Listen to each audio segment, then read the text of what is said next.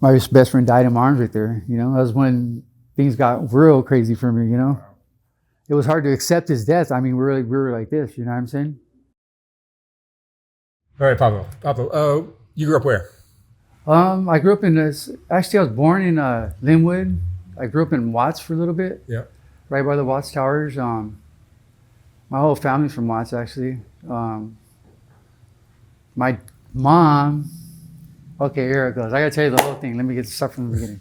So anyway, I was conceived actually down here at Skid Row because my mom was a prostitute. Really? Yes, and heroin addict. Wow.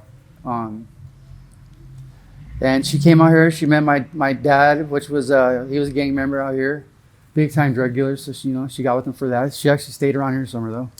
So I believe I was conceived down here. Well, all the hookers are on Agatha, which is a block yes. down. Well, my mom, sorry to say, was one of them. Yeah.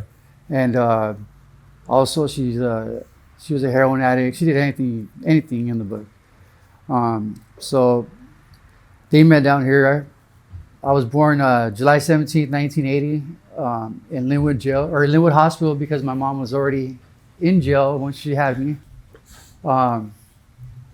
So after that, I was lucky enough to get adopted by my grandparents, which were pretty decent people, except for, my grandma, she was a raging alcoholic. She beat us, but her boyfriend was a white dude, military, legit person. So I kind of had that, that little balance kind of, growing up. But anyhow, we lived in Southgate, Watts, until one day they got in a fight. My grandma wanted to take me from my dad, obviously.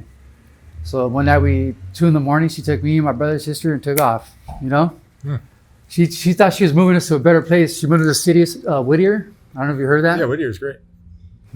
People know this, and it is great. Yeah. What they don't know is there's a big gang issue out there, Yes, there is. and murders and stuff like that.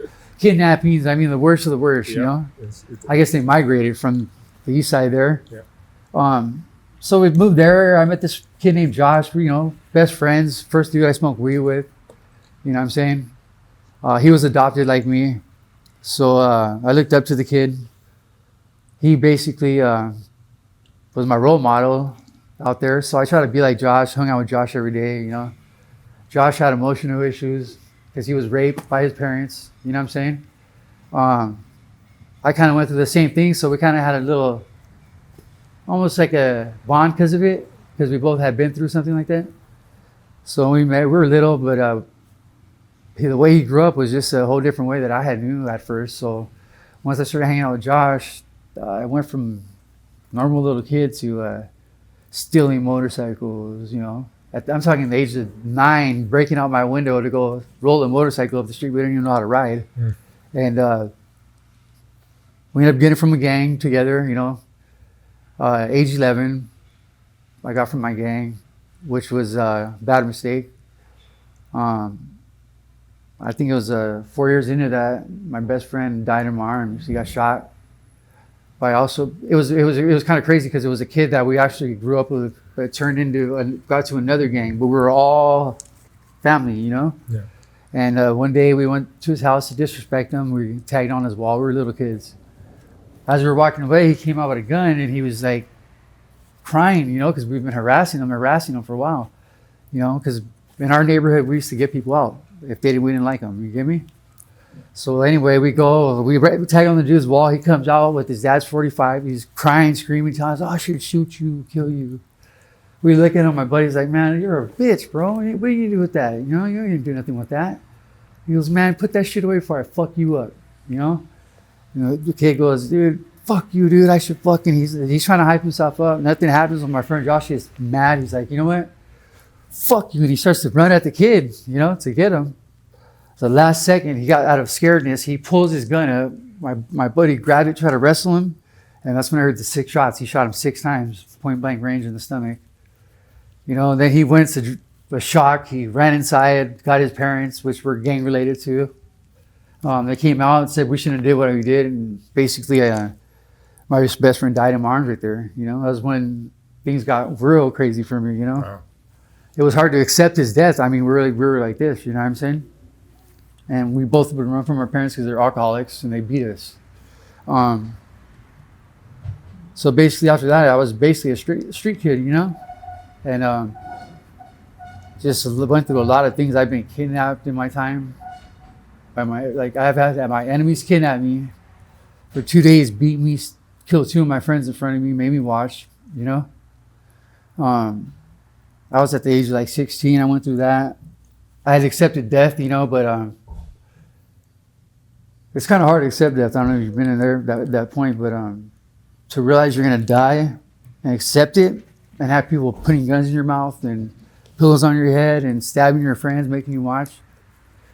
You know, it'll do a thing or two to your head. You know what I'm saying? Sure. So yeah, basically I got kidnapped. They broke in our drug house and they took us hostage. The guy who took us hostage was my best friend, one of my best friends. He ended up doing a 6-year prison term, right?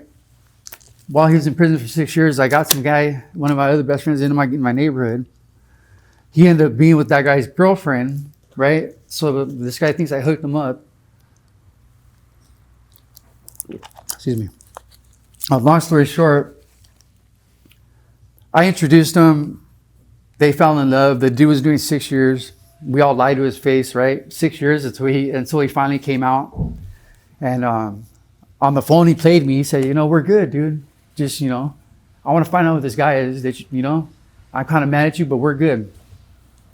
So I'll be seeing you on this day. Anyway, he lied about the date. I guess he got out 6 days earlier. So when all we know is we hear a pound on the door, right? It's a drug pad that we're in my neighborhood. We're slinging drugs out of. I'm like, I think I was 23. My other 2 buddies were younger than me. As we hear the pound, I'm like, it's kind of weird. I go to look up through the blinds. The girl that was with us, that was playing, you know, like she liked us, she was actually setting us up. So this is one of the scariest times I've been. I mean, hands down, scariest things I ever went through, brother. Right when I look out the window and I see nothing but armed dudes out there waiting to come in, I look at her, scream, don't unlock the door. And she just smiles at me, unlocks the door, dude. Next thing you know, they break the door and boom, M16 in my face, crack, you know, telling us we're dead right there. They're screaming at us. I mean, emotionally, I was just losing it. A couple of the homies tried to run. They automatically shot them. They had to be at least 20 people deep, right? So they shot them. They were going to leave me, but the person they were looking for wasn't there. So what they wanted to do was they said, fuck it, tie him up. They tied us up, threw us in the back of the trunk of the car. Out where I come from, the neighbors don't say nothing about nothing. They don't want no involvement. So basically, if we shoot somebody, they will not say a word out there. They're scared. We used to be scared. Now it's to the point to where we're kind of like protection for them. You understand? And so basically, yeah, they broke in there. They got us. I pretty much, when I seen the gun, when they first kicked the door, I thought I was dead instantly. You know, and so they took us. They tied us up there. They pulled their cars in. They threw us in the trunk and pretty much tortured us for 2 days. They wanted us to give up our other friend, the guy who got his wife pregnant. So basically, he kidnapped me. And he's gunned down my mouth, telling me he loves me, and he doesn't want to have to do this. He doesn't want to have to kill me. But I heard him. I hooked up his wife. You know, so the guy's mad. He wants me to call my buddy. Or he says he's going to kill all 3 of us right there if I don't make the phone call, and set my other friend up so he'll die. You know what I'm saying? So I told him pretty much, fuck you, spit in his face. And so they hogtied us, took us, had us in a motel for 2 days, pretty much beat us, pulled a couple of nails out of our sockets, you know. He would stick a knife in our legs pretty slow. He was torturing us pretty much. He wanted us to give up my other friend, which we all didn't. Put nails out of your what? He pulled our nails out of our hands. Oh, fingernails? Yeah, our fingernails. That's gotta hurt. Yeah, it was one of the worst things to do. I mean, he was trying to break us. He wanted us to say what he wanted to humiliate us. I'm from city of Whittier, like Southeast LA out there. Like, you know, it's pretty crazy out there. You know, people wouldn't think it is, but at night it's a whole different world. You know what I'm saying? And anyway, once your name goes, kind of weak, or you show trust me, out there they go and they'll kill you. Someone will. So basically, he wanted me to bow down and say what he wanted, which he didn't ever got. I told him, you know, I'd rather die with my pride than have you, you know, make me turn myself, my buddy in for my life. You know what I'm saying? If you're gonna kill me, kill me. Which the guy wasn't doing. So I've kind of had a feeling that he wasn't in the first place. Obviously, he didn't. Well, he ended up killing my two best friends, my other friends in front of me. Stoner, he stabbed him to death, made me watch. And my other buddy, you know, and let me go. He dropped me off in my neighborhood, kicked me out the car. My homeboys see me, and I was so bad. They both are. Most of them were either crying or throwing up, looking at me. They took me to the hospital. I was hospitalized for about, I think it's 3 months. So this is the second time you narrowly escaped that. Yeah, that's the second time. Yeah, it's the second time. There was way more. There's way. I mean, I've probably been through it about at least 50 times. And it's not a good feeling, you know. I don't recommend it, but I'll tell you one thing: it does something to people. I'm not gonna say it builds a warrior, but it'll make you a little bit have an edge on the normal person. You know what I'm saying? Like as I walk around, I try to like feel that I'm the man around where I'm at, because you know, at the end of the day out here, and where we're from out here, you know, Skid Row and everything. Mm-hmm. Any kind of weakness, they eat up and they will murder you. I'm pretty sure you've heard it or heard of it. Yeah. I used to stay right here a couple blocks. I stayed on these streets before. I'm addicted to fentanyl, you know. I did a 7-year stretch in prison. When I got out, I tried to do good. So I actually I got sober for about 5 years in my life, you know. I had a wife, a kid. Eventually relapsed, you know, which that was the best thing that ever happened to me. My wife and kids was the best thing that ever happened to me. I mean, I actually felt like I was living life for once, you know, legitly. But you know, slowly but surely, me and my wife started partying with drugs. I told her I had an issue with it. She's like, well, let's take acid and other things, you know, things that you don't really have issues with. So it started there, you know, it spiraled real quick because I have an addictive personality. My mom was a dope fiend. My dad was a dope fiend. You know what I'm saying? The rest of them are alcoholics. I don't have one normal family member. They're all grown up from Watts, wow, to Compton, you know. So basically, I tried to do the best I could, you know. It was real hard with the things I had to work with, you know what I'm saying? I had one good thing in my life which was my stepdad. His name is Lester O'Manley. He's a Marine. He started as in the Navy. He's a Marine Corps, so he's, you know, Marine background. So I always wanted to make my dad happy, so I'd try to be yes or no sir around my house. And when I went to do my thing, I would use the skills he pretty much taught me, you know. Because I was actually, let's go back a little bit. I was a Boy Scout too. My dad had me as a Boy Scout, believe it or not.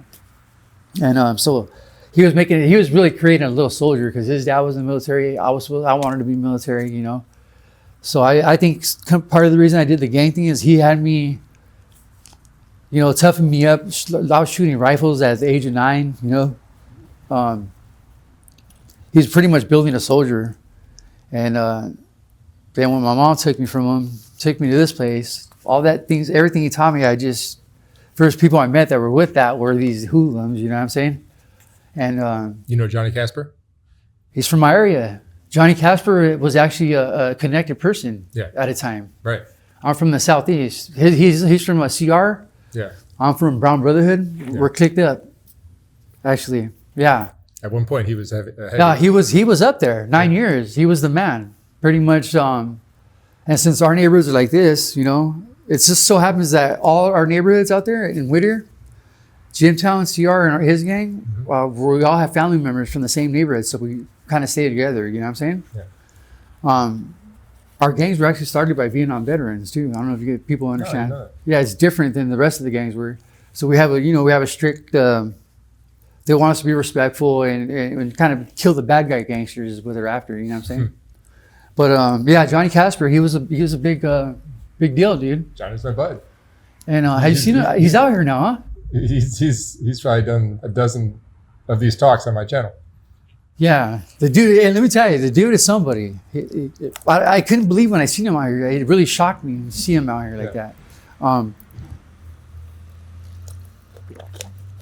He's a little older than me, so growing up where he's from, we're from the southeast. That's southeast of LA. So basically, it's like It starts in Downey, Pico, Rivera, Whittier. You got what else is it? It's not the OC. It's right next to La Mirada. You know, you got Hawaiian Gardens. Montebello. Well, it's a whole different place. It's a whole different. You don't see like out here. You see homeless people walking around shitting in the street and shit like that. We don't let that out there. Yeah. You know, like people like that, we get them, and for the most part, a lot of these dudes out here wouldn't be standing if the gang members are still out. Trust me. Which I don't know. A lot of people have an issue with them, but these are the bullying ones we're talking about. You know, I was taught to protect the neighborhood and be there for people and take care of the bullies. You know what I'm saying? It's a whole different thing. You know, you got people like, I can't name certain gang, you know, but there's people that have been green lighted and people that haven't. You know what I'm saying? But Johnny Casper, yeah, he ran the show out there, so. Yeah, dude, I can't believe that he's even out here. The dude was making money, dude, money, and he was pretty much shot calling from pretty high up, bro. And yeah, basically that. I got my life together. Like I said, I met this girl. I had 2 beautiful daughters with her. This is recent. This is after all that, you know. She got me away from my gang, which was kind of cool, but in the same sense, her brother was from my worst enemies. So when I moved into her house, I kind of had an issue over there too with that, you know what I'm saying? But yeah, so I moved in, the girl she was the most beautiful, wonderful girl. She actually changed my life for me for a little bit. But, you know, I am a drug addict, and eventually I went back to the way, my old ways and started partying, you know? At first I tried to hide it from her, but you know, she would be like, dude, you're acting crazy when we have sex. You know, one time we're having sex, she started crying. She's like, what the hell is wrong with you? And because I was into it, and I was choking her, slapping her because I was on meth, you know, and she told me, she's like, you're on meth again, dude. She's like, dude, don't do it. You know what I mean? You're going to ruin what we have, you know, like I was working 2 jobs, doing good, had a family going, right? Started doing meth. Not even a month later, dude, everything went to shit. Lost my job. Started putting my hands on my ex-girl, thinking she's cheating on me because she wasn't. You know, it was the meth and the paranoia. Then my grandma died, the one who adopted me. And once she died, I really lost it. I felt like I had no meaning in life, no reason to live, you know. My brother, at the same time, was my best friend. I don't talk to no other of my family, so my brother was there we're there for each other. He lost his mind.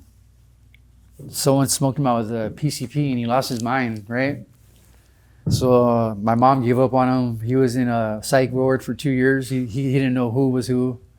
You know what I'm saying? And pretty much I threw everything down the drain for that. My mom's death and my brother, I couldn't take it, so I went back to my gang and doing things that I thought I knew would make me feel better, which were drugs and all that. You know what I'm saying? And since then, I've pretty much lost everything. I have nothing no more. How old are you? I know I look kind of young, you know, but I'm 41.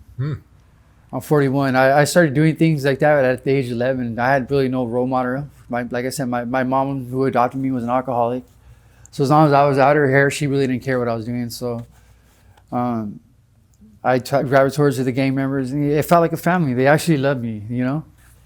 They would never let me die. You know what I'm saying? I mean, we would try our hardest not to let each other die. You know what I'm saying? And which I thought was the right decision. But looking back at it now, you know, I've done 16 years in the system. I'm back here, homeless, which is other places ain't that bad, but out here in Skid Row, you know, people lose their life every day. You see a lot of girls come out here normal and get flipped over, prostitutes. They really don't care. They end up dying out here.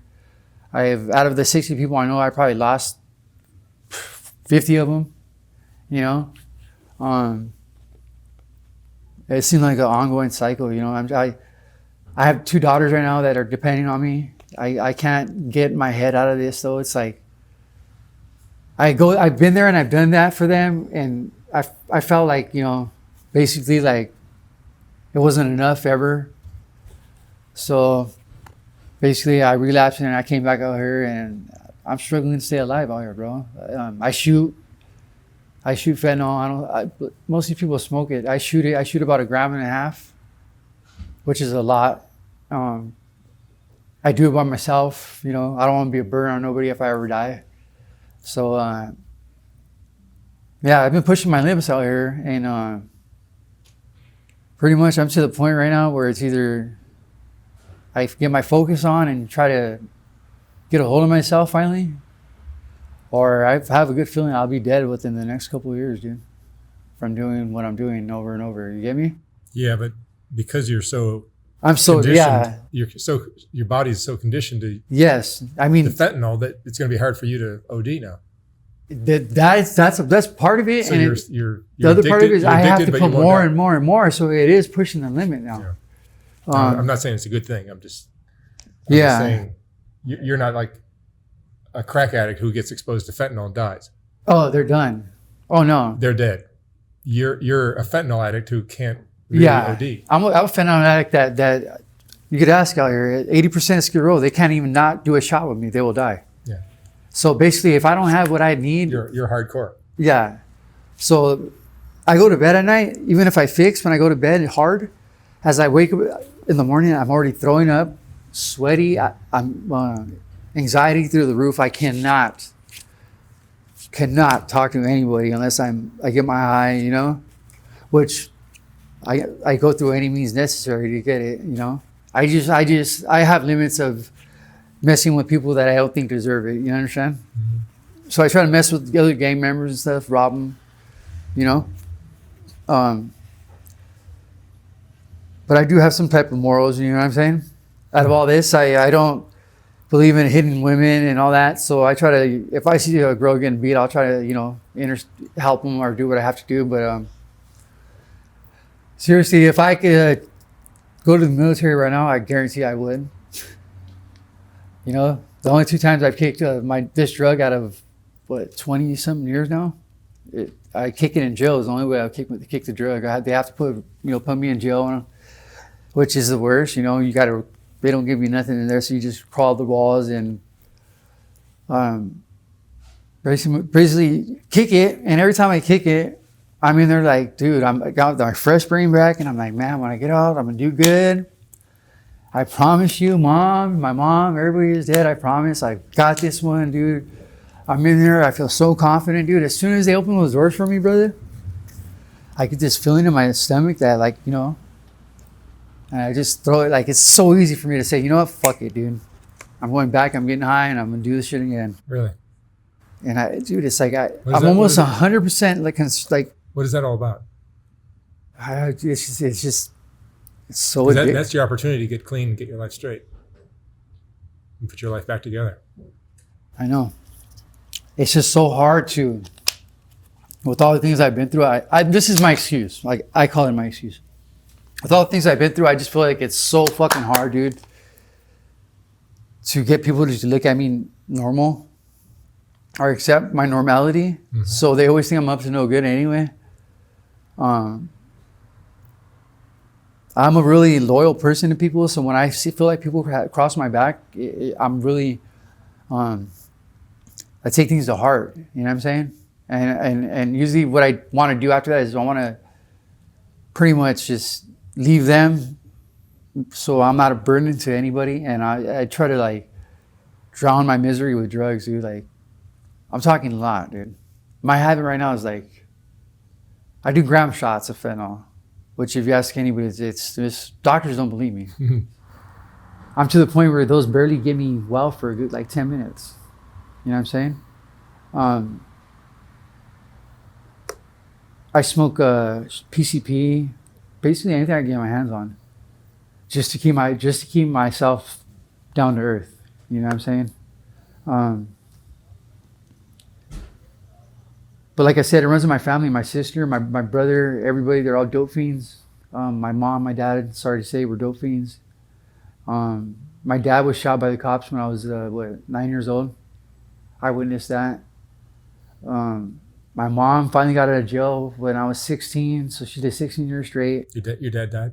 He died. It was in the articles. He got shot at, if you go to Southgate, there's a park called Tweedy Park. There's only been 3 cop murders there. One is my dad. He has the same name as me. His name's Pablo. I'm Paul, but Pablo in Spanish, you know. Pablo Ramirez. You could look it up. You'll see it. He was up there from the I ain't gonna say the names, but I'd say the Southern Mafia people. He's from Florence, Florencia 13. I don't know if you heard of it. Notorious gang. Yeah, they're worldwide. Yeah. My dad's really known from there. I've been told when I went to prison, hey, mijo, just let him know who your dad is when you get on the yard, and you have a little better. It's like Downey is there. Where? Aren't they based in Downey? Where? No, they're based everywhere, brother. Yeah. Yeah. Downey's their latest one. They have a clique in Downey. I'm sorry. They have a clique in Downey. They originated though in Huntington Park. HP. That's where my family's from. They're from like 86th Street and HP right there. My dad had 7 brothers. They're all from Florence. They're from one of the first cliques from Florence, so they're pretty known. My grandpa was from there. My grandpa's named Old Bully. Wow. Runs in the family. Yes. You had no choice. Yeah, pretty much I did. We'll see. They're all from Florence, but I ended up getting from a different gang because that's where my heart was. I didn't live. My mom, like I said, my mom pulled me from that area trying to take me to a better place. You get me? And what she did, she didn't know Whittier was gonna be that bad. But back in those days, people don't really know, but they used to call it. It was really racist back then. It was called Whittier. Oh, is that right? Yeah, because my stepdad, his name's Lester Earl Manley. He's actually born and raised out there with his parents, and so he tells me, which I pretty much, he raised me to have some type of kind of goals and standards for myself. You know what I'm saying? Because he was military, so I'd go home and be yes sir, no sir, and as soon as I leave, I'd be a whole different person. I kept that up my whole life till one day he found out. And he pretty much, beat my ass and told me I was a low-life punk kid. Pretty much, I was driving with him in his truck. We were going. He barely got back from camp. We were going to get some dinner. He was a real, as I call it, a real good, strong American man. And so we're going for dinner. As we're going, he noticed there was a kid next to me staring at me with a bald head like mine. So as soon as my dad wasn't paying attention, I started mad dogging him. Next thing you know, boom, something hit me. I turned around. My dad, he's like, "What the fuck you giving that kid mad dog faces for? You little hoodlum now, a little punk." You know what I mean? He's like, I taught you better than that. You know what I'm saying? Because low key, my dad's kind of racist. Even though he adopted 2 Mexican kids, he was still kind of racist, but more against, He used to drive me out here and tell me, "Son, see these people right here?" It was crazy. I'd see people taking shits in the middle of the street. He's like, this is the pretty much the hells of earth, and all these people, these colors. You see that color skin setting? He said they'll take your life in an instant for pennies in your pocket. So don't believe these monkeys. He tried to raise me in a racist form, which didn't work out because where we moved to, I had actually had a couple of friends that were black, So basically, that's it. I've done over 15 years in prison. I shoot fentanyl in my neck. I don't know if you see it. Yeah. I've been chasing it. I have 2 daughters right now growing up without me, which makes me sad. And I hope I could get a hold of myself one of these days before I die. I'm lucky to be alive, though. I really am. And I want to be able to give them something or leave them with something. I want to eventually get my ways a little different. But, a lot of people use excuses of their past to do drugs and the reason they're on drugs, you know what I mean? I'm getting older to the point where I just understand that it's just... You got to You got a challenge ahead of you because fentanyl's a tough It's drug. a tough one, yeah. Plus, I think I have liver failure right now and kidney failure because I have Hep C. I got Hep C out here. Recently, about a month ago, they just called my wife, my ex-wife actually, and they told her to tell me to rush to the emergency room because there's something really wrong with my liver. So I think I'm getting cirrhosis of the liver. I can't make it to the doctors because I don't have enough dope ever to make it to the doctors. You understand? The first time I went, look, I almost died because of this right here. What is that? That's basically, it was an abscess that I got, but it wasn't from a miss. It was from speed, dirty speed. I like to put speed in my fentanyl. I shot it. Thought everything was fine. Next day, my arm had to be the size of my leg. It was swollen up. It was infected. I was catching a fever. Within 4 days after that, dude, I could not walk. This thing was, I don't know what was going on, but my friends are begging me to go to the hospital. And I'm like, dude, no, I'm not going to be sick in the hospital. Plus this. Yeah, so some of the people I've interviewed that have medical issues, they die. I see the comments because people won't understand, why doesn't this person go to the doctor? That's exactly why, right? Yeah, because they don't help us with your addiction. Their addiction. You know, they don't want to go cold turkey in the hospital. Yeah, it's the worst, dude. That's why they don't go to the doctor. I swear to God, dude, I've been in a lot of pain and I've done a lot of broken bones, and dude, being sick on this drug is almost like, it has to be the worst thing. I would not wish it on my enemies, dude. First, you feel like you're gonna fucking you can't control your emotions. They're all over the place, dude. Your anxiety goes through the roof. I mean, basically, at that point, you're willing to do whatever you have to do to get your drug. You know what I'm saying? It's just I can't explain it. It's just the sickness you get. I literally felt like I was dying. I would ask somebody to shoot me at that moment. That part of the kick lasts with fentanyl lasts for about 10 days. It took me 41 days to kick completely. The first time I did. For 31 days, brother, you're so exhausted, mentally, physically, emotionally, and you want to sleep, but you cannot sleep for the life of you because you're sick. Wow. So, I was tossing and turning like an alligator, and then at the time this happened, I got caught for a warrant for one of my warrants. So I was kicking in jail. You know, I'm a Southsider, so we have rules. You can't be, complaining, acting like that. You got to have respect. Whatever you do, you can't throw up in front of people. There's a bunch of rules. You know what I'm saying? But when you're coming down like that, you don't care about the rules. So there's been a couple of times where I had to get boo-bopped, because I was just like, I give a fuck right now, dude. Like, I'd rather take the beating and bitch about it. You know what I'm saying? Yeah, so when you're kicking, it's just too much. For 30 days, I couldn't sleep. I was cramping up. At those moments, you go through emotional breakdowns where you want to say, this is it. Like, dude, I could do it this time. You know what I mean? I must have said that to myself about 50 times, and yeah, you try your hardest, dude, to flip your mind state, and you're in a good mind state as long as you're not doing drugs in there. Your mind's pretty sharp. So I think those decisions you're going through, if you were to follow through when you got out, you might be able to change your life, But for me, I just think the addiction is just I just always had addictive personality. I just feel like my addiction is so bad that I want that badly because I have daughters, like I said. But as soon as I step out and I'm free, the first thing I do, dude, no matter what, every fucking time, it had to be over 50 times I've done this, I go straight to the fucking Skid Row, run into somebody I know, and I get my fix on, dude. It seems like every time that happens, I overdose. I've overdosed about 10 times.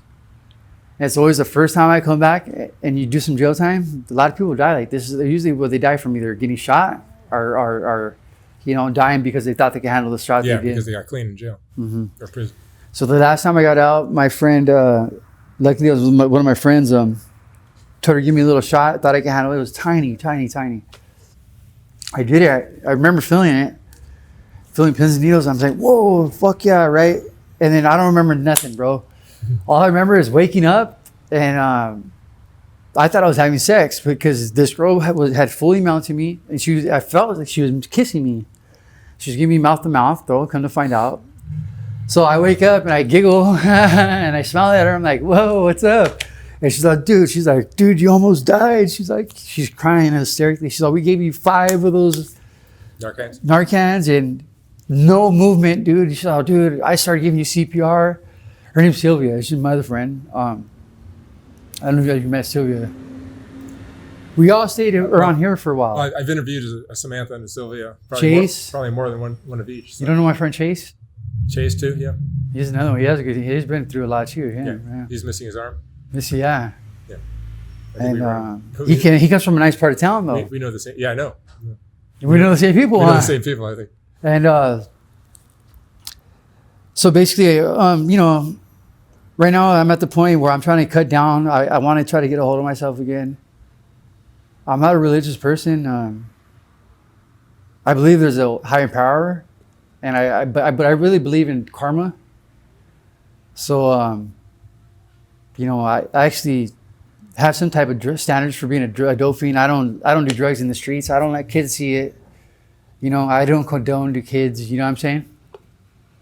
And if I see someone doing it, I will do something about it. Yeah, this is not for. I hope this drug doesn't go too much longer. But yeah, it's taking people out like crazy. I don't know if you know, but it's a killer. It's supposedly like 100 times stronger than heroin. You think you have a death wish? Huh? You think you have a death wish? I do. I've had one, dude. I've had one. Like I said, I was born into a pretty fucked up situation. So,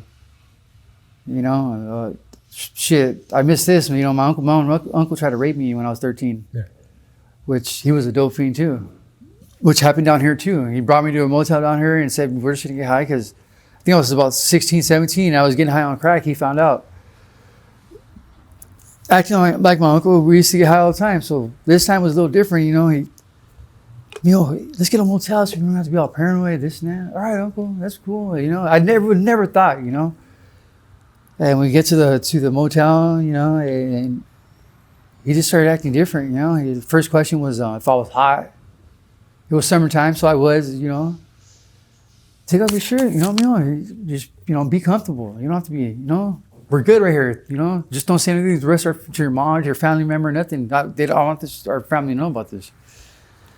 So I went from there to like, damn, you're kind of sexy, It's my uncle telling me this shit, and I'm like, wait a minute.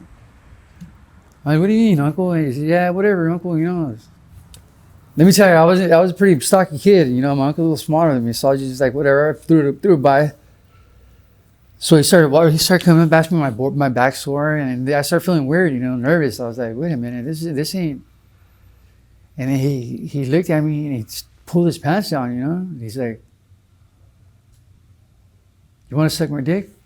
And I looked at him, I'm like, dude, you're my uncle, dude. Are you fucking kidding me right now, bro? I didn't know what to do, really. I was scared, but my reaction was like, dude, in my head, I'm like, fuck this, dude. He's not making me do this, you know what I'm saying? So basically, he pulled his pants off and he asked me to sit next to him. He said, it's all right. I was like, uncle, dude, I'm 16 years old, dude. I'm all, my story, uncle. I had another uncle of mine. He was on meth and he was gay. He tried to rape me too. Well, he had his dick here. He asked me what I thought about it. And like I told him when I tried to tear it off, it's doing nothing for me. So obviously, put the shit away, uncle. And I'm like, that's not me, uncle. And he pretty much beat me up and tried to rape me, my own uncle. Let me tell you, his brother did this to me, who I thought I could trust. Because a lot of them did 20, 30 years in prison. To them, this is normal. You know what I'm saying? Yeah. So, but to do it to your own family member, I would have never thought. Basically, I got up and I ran out. He chased me through downtown. Didn't want me to tell my parents, which I had said, fuck this. I went and told on him, which was a good thing because he was molesting his own son and child. He had 2 sons of his own who, since birth, were hiding the molestation. You know, he was molesting them their whole life. So basically, since me bringing that out, they actually stood up for themselves. He moved because the rest of the family tried to kill him. And basically, yeah, that was one of the first times. So, you know, I've been through a lot, dude. I've been through a lot. You know, it's been a tough road, but it's a crazy life. It is, dude. It is. But you know, I the little life that I did get to experience with trying to have my own job, and you know, for that little bit, man, it felt good, bro. It felt good. That was the best time of your life. Best time of my life, hands down. You were clean. You had your kids. I was clean. I had kids. I mean, I was smoking weed, but I wasn't doing the hard stuff, you know. We raised not only. See, when I met my ex, she had already. When I met her, she had barely had a baby, so he was 3 months. Her boyfriend got her pregnant. She was 16 years old, let me tell you. I was 24 years old. We lied to each other when we met. I told her I was 21 and she said she was 22. It was crazy. We didn't find out till 2 years later our real ages. So basically, anyway, so I met her and she had tried to scare me out of, you know, she goes, come to my house, we'll smoke a blunt, you know? So I go to her house. I'm in love with her. She's real pretty, but she's not druggy. You know, all she did was smoke weed, and she's like a metalhead girl. She liked rock and roll. Real pretty woman.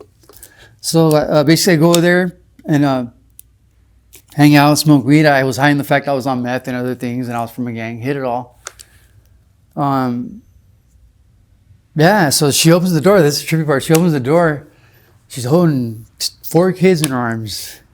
She was like, "Oh, before we, you know, get to know each other, I just wanted you to know these are my kids." And I'm just like, "What the fuck? How old are you, dude?" She's like, "I'm 22." I'm like, "Dude, wow." So it kind of made me think, well, wait a minute. You know, she's had her legs open for a lot of years. She has fucking 4 kids, dude. The oldest one was like 6 years old. I'm like, "How old are you, girl?" You know what I'm saying? So anyway, come to find out, that was the test. She wanted to see where I was at, you know. I didn't run, so we kicked it, blazed. I didn't try to be a father of these kids, but I was nice to them, obviously, because I have nieces and nephews, and I've been through what I've been through. So come to find out, those were her brother's kids, because he was from my rival gang, Southside Whittier. He got caught. He didn't have his paperwork. He's a legal citizen. Mm-hmm. So they deported him. So my ex, that's why I think she's such a wonderful woman. She raised his 3 kids plus her son, which ended up being my son. Well, when he turned 3, she got pregnant with my daughter. We ended up having 2 more daughters, right? I'm sober though at the time. I'm working 2 jobs, you know. She can't work because she's not an illegal citizen. She's been here since she was little, but they won't give her paperwork. So basically, we struggled pretty hard, but we bought a pad that her mom stays in now. This is the only time I've ever done good in my whole life, brother. The only time. It was a good 6-year streak. I was working for a paint store.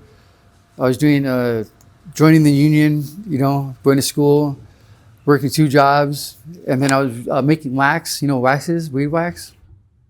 Yeah. So I was making wax and selling to the because this is when the medical clinics. It's like concentrated THC. Yeah, this is when they first started coming out and putting concentrate. So I got into that with my neighbor Wesley, and he was pretty big, you know. So life was good, man. Life was good. We always had our kids with us, you know, all 5 of them. We were there for them, all that. Like I said, dude, one day my girl wanted to party. She bust out the cocaine. It was the worst thing she ever did. I would have, you know, addictive personality. So once the cocaine was there and it left, and there was no more to get, I went back to the meth. From the meth, I went back to the heroin.